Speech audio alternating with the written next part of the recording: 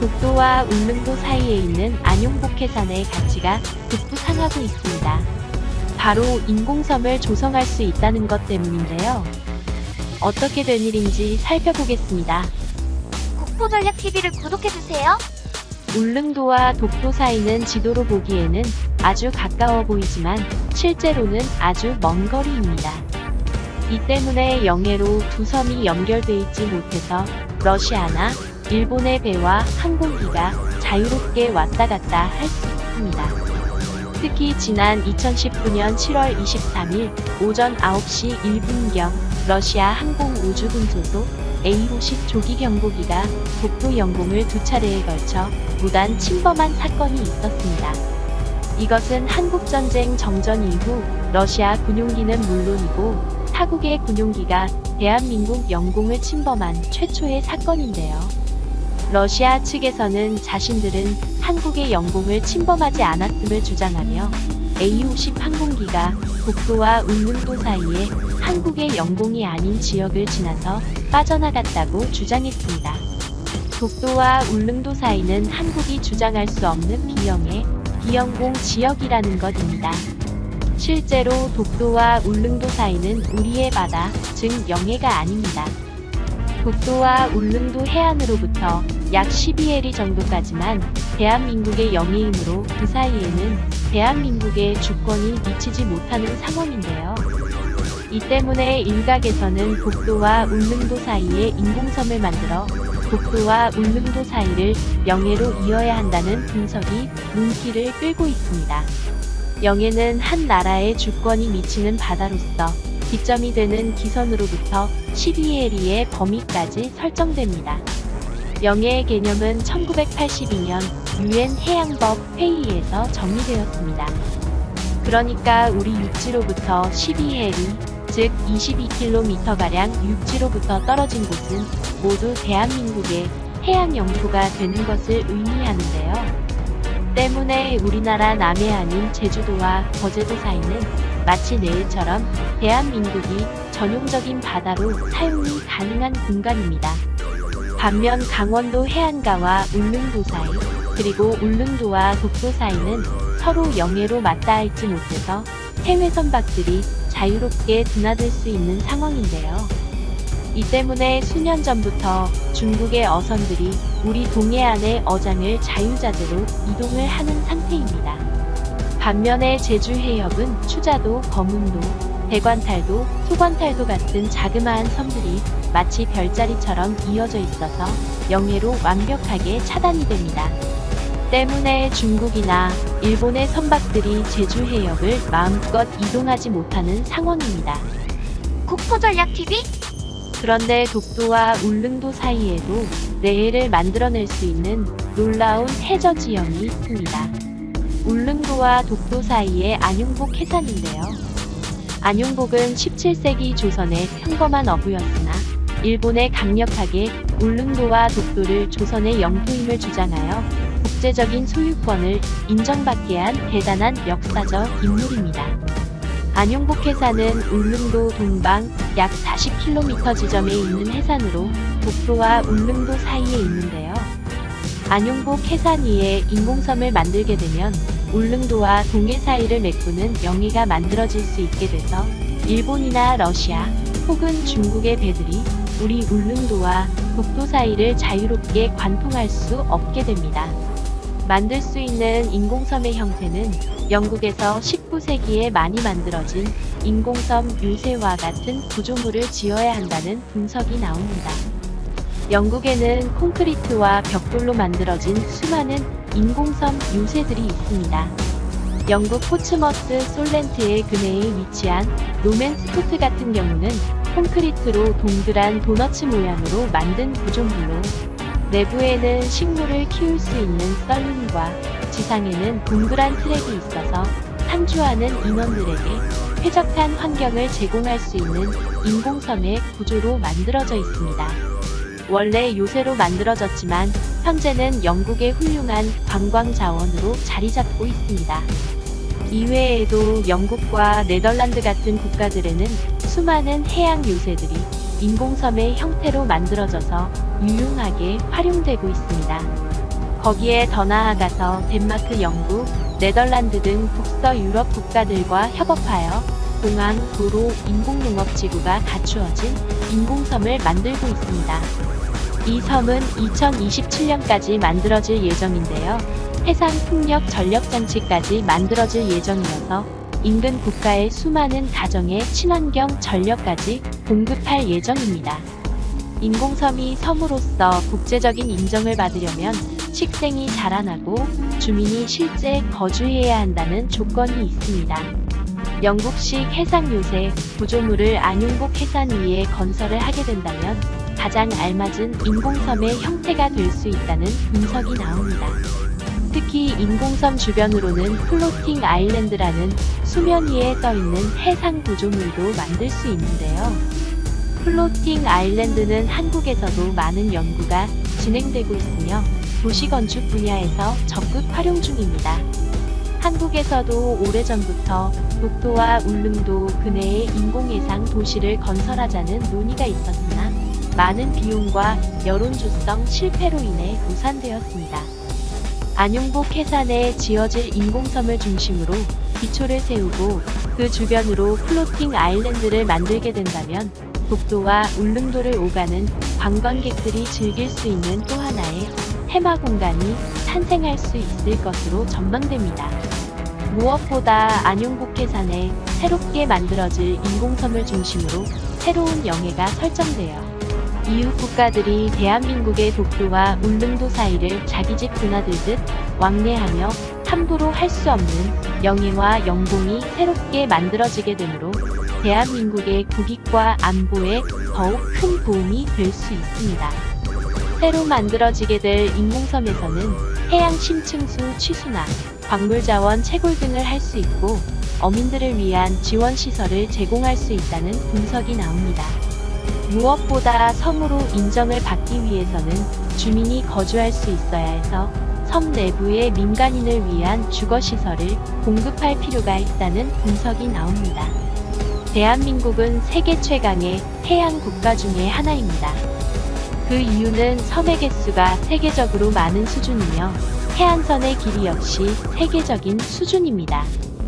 특히 대한민국은 주변의 열강 국가들이 밀집해 있는 특성상 주요 전략적 거점에 인공섬을 개발을 해야 한다는 전문가들의 분석이 나옵니다. 부디 인공섬에 대한 연구가 활발해지고 국민들의 여론조성이 잘 돼서 우리나라의 안보와 국토를 잘 지켜나가는 국가가 되길 바랍니다. 국토전략TV 오늘은 이것으로 마치겠습니다. 시청해주셔서 감사합니다. 저기요 선생님, 좋아요와 구독은 무료인 것 알고 계시지요? 에 대한 일본의 기습적 수출 규제 단행이 1년을 맞은 가운데 일본 기업이 오히려 더 큰 타격을 입었다는 평가가 나온다. 수출 감소와 한국의 불매 운동으로 일본이 역풍을 맞았기 때문이다. 일본 내부에서조차 지난해 징용 판결 맞대응으로 수출 규제를 택한 것은 잘못된 판단이었다는 목소리가 들린다. 최근 일본 도쿄신문은 일본 기업에 부정적인 영향을 미쳤다며 공급 불확실성이 높아져 한국 경제가 큰 타격을 입을 거라는 예상이 있었지만 업계 세계 최대인 삼성전자를 비롯해 반도체 생산에 지장이 생기지 않았다고 밝혔다. 도쿄신문은 이어 징용 피해자 소송에 대응해 경제 급소를 찌르는 방식이 올바른 것이었는지 의문이 강해지고 있다고 전했다. 마이니치 신문도 한일 관계가 보인 영향은 크다면서 아베 정권은 수출 관리와 징용공 문제는 전혀 관계가 없다고 주장해왔지만 한국이 수출 관리 제도의 미비점을 바로 잡았음에도 이를 인정하지 않는다는 것은 논리가 통하지 않는다고 지적했다. 그러면서 코로나19 대응에서 한국에 배워야 할 점이 많다. 코로나19 제2의 물결 대비와 경제 재건에 협력하지 않을 수 없다며 미국과 중국을 대하는 방식에서도 입장이 비슷한 양국이 협력하면 쌍방의 이익이 된다. 그런데 현실은 대북 정책에서의 협력조차 걱정이 될 정도라고 우려했다. 마이니치 신문은 지금 상황은 한일 모두의 국익에 어긋난다. 양국의 정치 지도자들은 그동안 손실의 크기를 직시해야 한다고 강조했다. 일본 내 여론에서도 한일 관계를 개선해야 한다는 목소리가 높아지고 있다. 한국 대법원의 강제동원 배상 판결에 반발해 대한국 경제보복 조처라는 강경 대응에 나선 아베 신조 내각의 지지율은 연일 하락하고 있다. 니혼게이제이신문이 이달 5에서 7일 실시한 여론조사에서 내각 지지율은 전달에 비해 11%포인트 하락한 38%로 역대 최저와 동률을 기록했다. 현재 아베 총리의 자민당 총재 임기는 내년 9월까지다. 반면 한일관계 개선을 외치는 이시바 시게로 전 자민당 간사장이 차기 총리 후보 1순위로 꼽힌다. 그는 자민당에서 거의 유일하게 아베를 내세우는 인물이다. 아베 총리의 인기가 떨어질수록 이시바 전 간사장의 인기는 높아진다. 그는 지난 9일 요미우리 신문이 실시한 차기 총리 적임자를 묻는 여론조사에서 26%로 1위를 차지했다. 공동 2위인 아베 총리, 고이즈미 신지로 환경상과도 큰 차이를 벌렸다. 이시바 전 간사장은 아베 총리와 달리 한일 관계 개선을 계속해 외치고 있다. 그는 지난해 10월 아사히 신문과의 인터뷰에서 만약 일본이 다른 나라에 강제 점령당했고 갑자기 오늘부터 당신은 스미스 씨라는 말을 듣는다면 어떻게 하겠는가라며 한일 관계는 한반도 강제 점령 당시 일본이 창씨 개명 등을 추진했던 역사적 배경을 고민해야 한다고 지적했다. 그러면서 상대방의 입장을 충분히 이해할 필요가 있다. 한일 관계가 나빠져서 좋을 게 하나도 없다고 말했다. 다만 총재 선거는 전 국민이 아닌 자민당 당원과 소속 국회의원에게만 투표권이 있어 여론조사 결과가 곧바로 선거 결과로 이어지지는 않는다. 그럼에도 자민당 의원들 입장에선 대국민 인기가 높고 당의 간판으로 자신의 선거에 도움이 될 총재를 선호하기 때문에 이시바 전 간사장의 인기가 계속 이어진다면 그가 대세론을 탈 수 있다는 전망도 나오고 있다.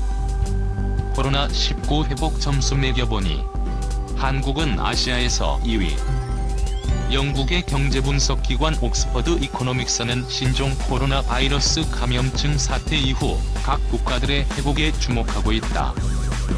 코로나19 바이러스가 전 세계를 휩쓴 상황 속에서 이젠 경제적 회복이란 숙제만이 앞에 놓여 있을 뿐이다. 이러한 회복을 기준으로 아시아 국가들을 줄 세우면 어떤 결과가 나올까? 우리나라는 아시아 12개국 중에서 2위에 올랐다. 26일 옥스퍼드 이코노믹스 보고서에 따르면 코로나19 사태 이후 경제적 회복의 중요성은 점차 커지고 있다. 이와 관련해 옥스퍼드 이코노믹스는 아시아의 회복을 결정짓는 핵심 요소로 보건과 경제 분야의 취약성, 봉쇄 조치의 엄격성, 코로나19 바이러스 억제 정도, 거시적 경제 정책 등 4가지를 꼽았다.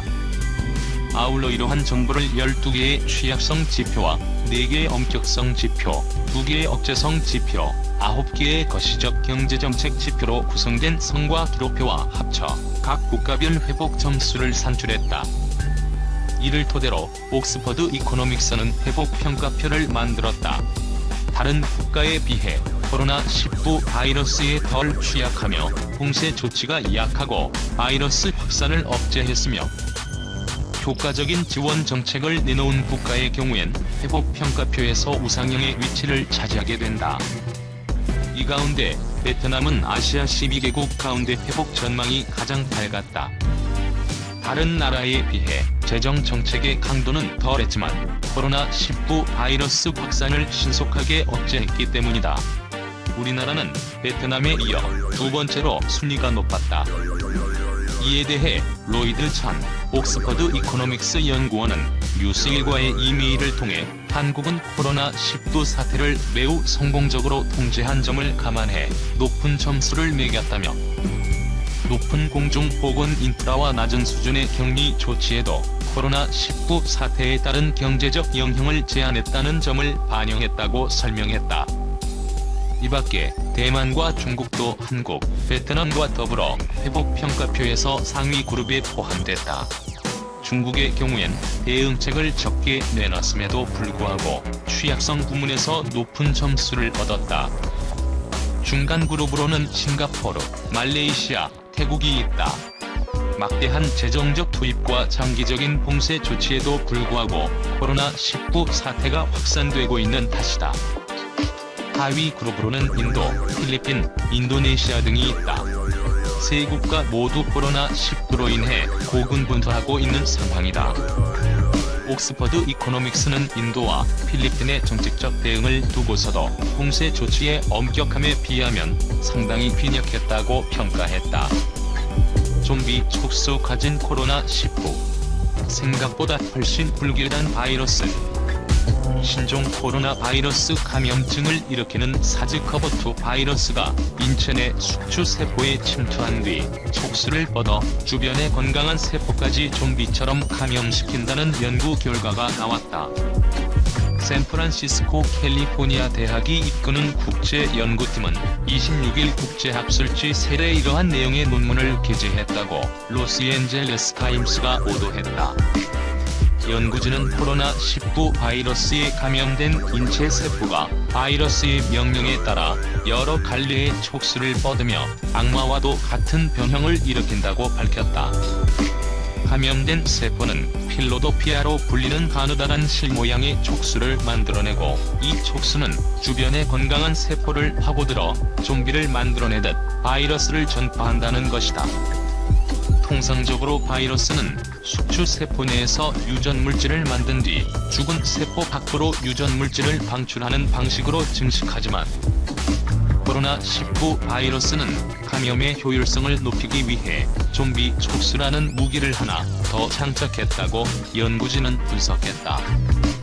LAT는 코로나19 바이러스가 체내에서는 과학자들이 생각했던 것보다 훨씬 더 불길하게 작동한다며 코로나19 바이러스가 빠른 전파를 위해 진화 과정에서 촉수 등의 방법을 개발한 것으로 보인다고 보도했다. 이번 연구를 이끈 네반 크로건 UC 샌프란시스코 교수는 에이즈 바이러스와 일부 천연두 인플루엔자 바이러스가 필로포디아를 사용하지만 코로나19의 촉수는 다른 바이러스보다 훨씬 많은 갈래로 뻗어나오는 등 특이했다고 밝혔다. 크로건 교수는 코로나19 바이러스는 세포를 죽이기 전에 다른 세포를 감염시키는 메커니즘을 만들어냈다며 코로나19 바이러스가 과학자들의 예상과 일치하지 않는 것이 많다고 말했다.